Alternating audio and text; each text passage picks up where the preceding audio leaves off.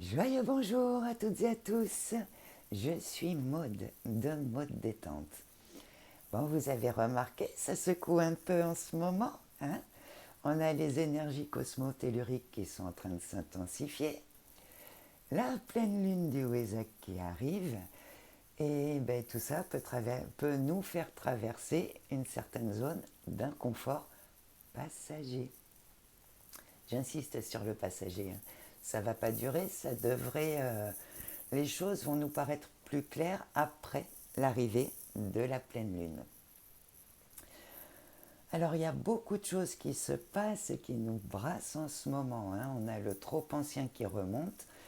En fait, ce qui remonte, c'est tout ce qui n'est pas aligné avec qui on est aujourd'hui. Donc ça peut être les vieux schémas de fonctionnement, les vieilles manières de faire, d'agir, de réagir, les vieilles manières de communiquer. Donc il y a tout ça qui demande notre attention. Plutôt que de focaliser actuellement sur l'agitation extérieure ou sur les autres, on est vraiment invité à se recentrer sur nous.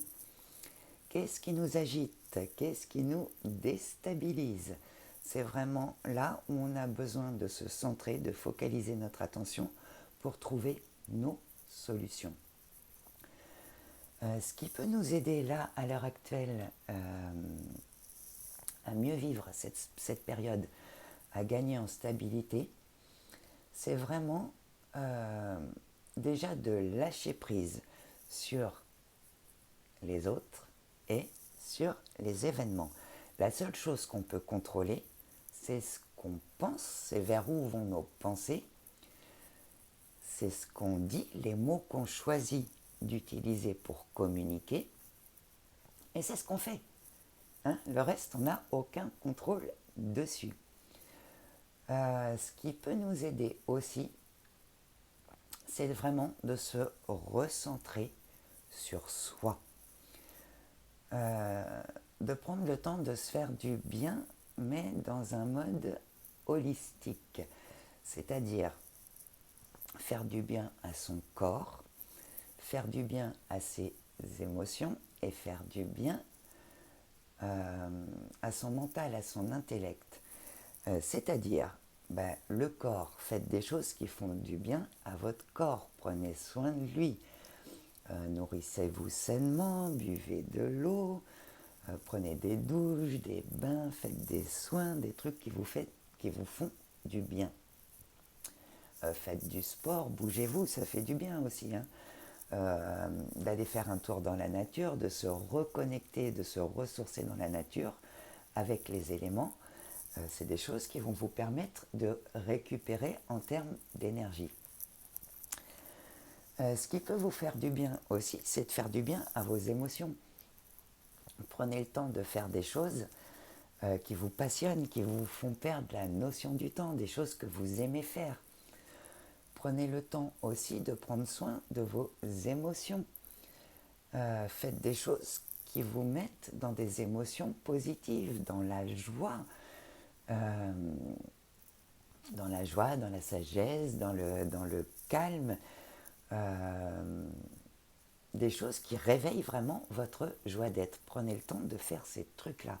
Prenez le temps aussi de faire des choses qui nourrissent votre intellect, votre besoin d'apprendre. Et pendant que vous serez occupé à faire tout ça, vous verrez que vous vous sentirez mieux en vous, plus apaisé, et vous serez plus centré sur des choses qui vous font du bien. Voilà pour les petits conseils que je peux vous donner pour mieux vivre cette période plutôt déstabilisante. Voilà. Bon, je vous refais une nouvelle vidéo bientôt.